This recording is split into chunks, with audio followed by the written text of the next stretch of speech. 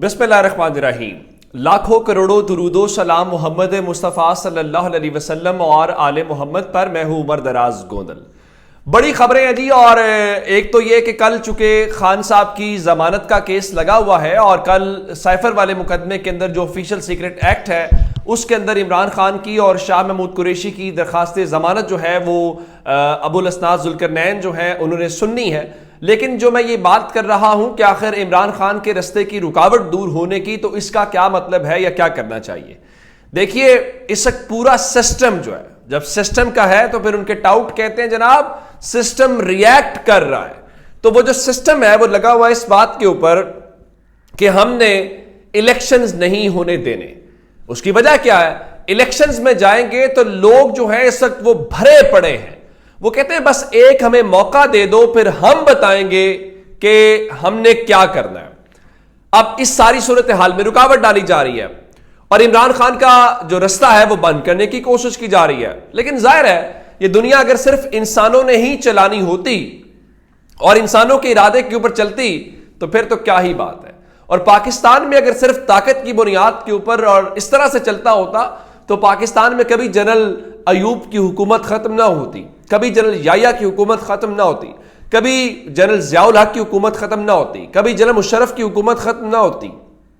یہ انسانوں کے بس کی بات نہیں ہے۔ ان چار آمروں کی مثال اس لیے دی ہے کہ ان کے سامنے آئین نامی کوئی چیز نہیں تھا، ان کے سامنے قانون نامی کوئی چیز نہیں تھا، ان کے سامنے اخلاقیات نامی کوئی چیز نہیں تھی۔ جو ان کے منہ سے نکلتا تھا وہ قانون تھا، طاقت کے زور کے اوپر، ڈنڈے کے زور کے اوپر، اور جنرل مشرف نے تو کہا تھا کہ وردی میری کھال ہے، اس بنیاد کے اوپر۔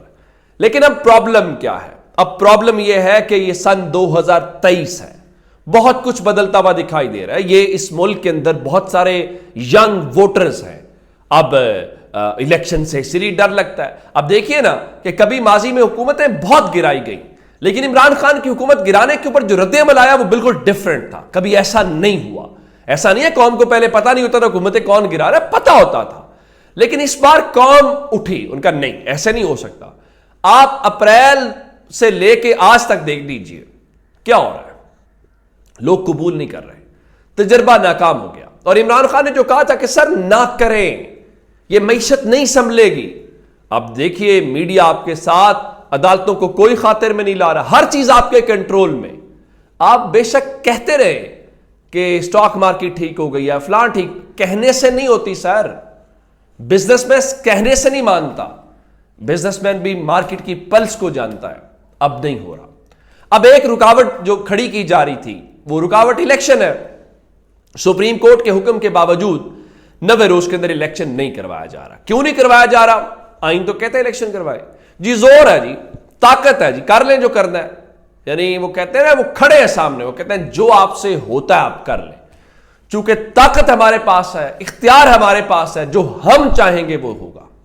آئین مانی نہیں رکھتا، قانون مانی نہیں رکھتا، حالانکہ معاشرے آئین اور قانون پہ چلتے ہیں، لیکن بدقسمتی سے اس وقت عملی طور پہ ہم سرزمین بے آئین کے شہری معلوم ہوتے ہیں۔ اب کیا ہوا ہے؟ اب باقی سب کہتے ہیں جی ٹھیک ہے الیکشن آگے لے جائیں، کیونکہ مسلم لیگ نون کو پتا ہے اب الیکشن میں کیوں جائیں، ان کو پتا ہے اس وقت کوئی ان کو بات سننے کو تیار نہیں ہے۔ پیپلز پارٹی کو ویسے لگ رہا ہے ان کے ساتھ ہاتھ ہو گیا۔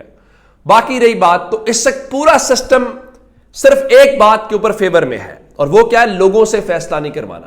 صرف ایک شخص ہے جو کہہ رہے ہیں عمران خان کے لوگوں سے فیصلہ کرائیں۔ پاکستان کی تاریخ میں پہلی بار کسی جماعت نے اپنی حکومتیں خود ختم کی، اس لیے نہیں کہ ان کو اقتدار پیارا نہیں تھا، اقتدار کوئی بھی نہیں چھوڑنا چاہتا، صرف اس لیے کہ لوگوں کو اختیار دیا جائے کہ وہ ہمیں فریش مینڈیٹ دیں۔ اور یہ پاکستان کی تاریخ کا منفرد پہلو ہے جو عمران خان نے لے کے آیا۔ چاہتا تو حکومت ایک سال اور کر سکتا تھا، نہیں کی، حکومت ڈیزالو کی، لوگوں کے پاس کیا۔ اب رکاوٹ کیا ہے؟ الیکشن۔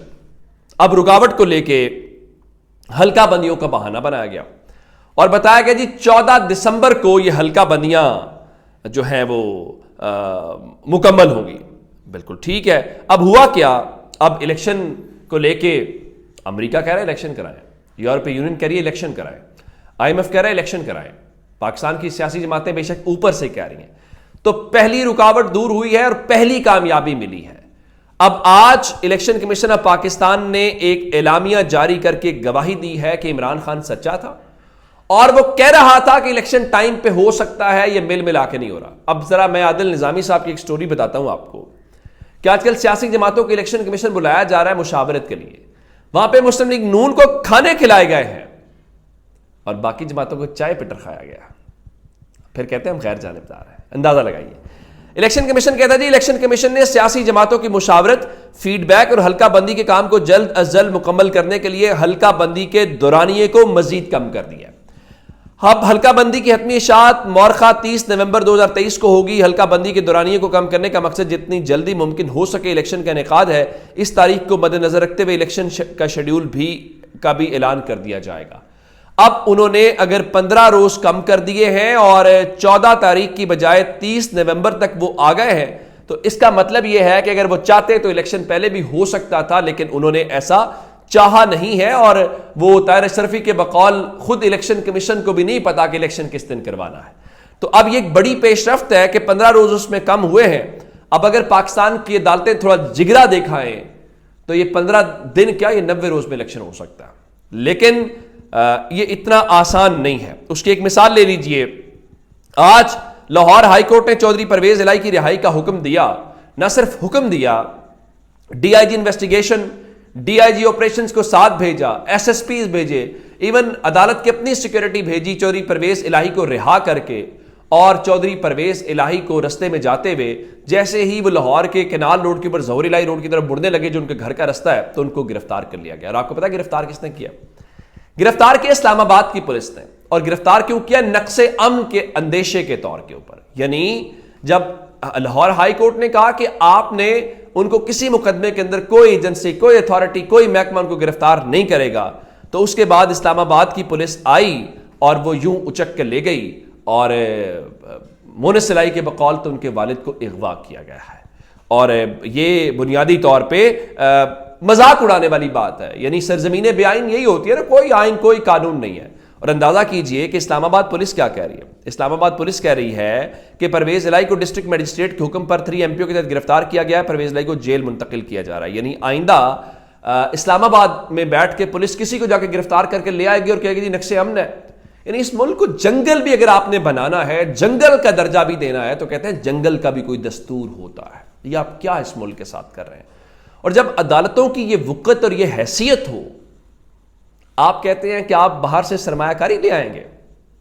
باہر بیٹھا ہوا سرمایہ کار بے وقوف ہے کہ جس ملک کی ہائی کورٹ کی یہ حیثیت، یہ وقت، یہ اوقات ہو، کل کو وہ آپ کے حق میں کوئی فیصلہ دے تو اس کے کوئی فیصلے کو مانے گا کوئی؟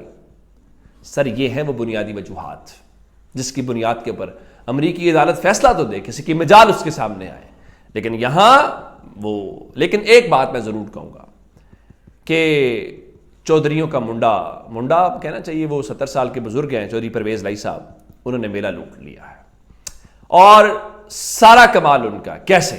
دیکھیے اگر تو وہ ٹوٹ جاتے۔ اب اون عباس بپی جو ہیں کچھ دنوں سے غائب تھے، آج انہوں نے ایک ویڈیو پیغام جاری کیا ہے، 9 مئی کے واقعات کی مذمت کر رہے ہیں اور تحریک انصاف جنوبی پنجاب کی صدارت بھی چھوڑ رہے ہیں، ساتھ کچھ عرصے کے لیے وہ سیاست سے الگ بھی ہو رہے ہیں۔ ایسے ہی ایک پریس کانفرنس جو ہے وہ اگر چودھری پرویز الہی بھی کر لیتے اور کہہ دیتے کہ الگ ہو رہے ہیں تو ان کی بہت ساری مشکلات کم ہو جاتی، لیکن انہوں نے یہ فیصلہ کیا ہے کہ وہ یہ کام نہیں کریں گے، وہ ڈٹ کے رہیں گے۔ تو عملی طور پہ یہ جو میلہ ہے یہ چودھری پرویز الہی نے لوٹ لیا ہے، اور انہوں نے بتایا ہے کہ اس عمر میں بھی اگر وہ کھڑے ہو جائیں تو وہ ہیرو بن سکتے ہیں۔ سارے داغ ان کے دھلتے ہوئے دکھائی دے رہے ہیں۔ اپنا بہت سا خیال رکھیے گا۔ خدا حافظ۔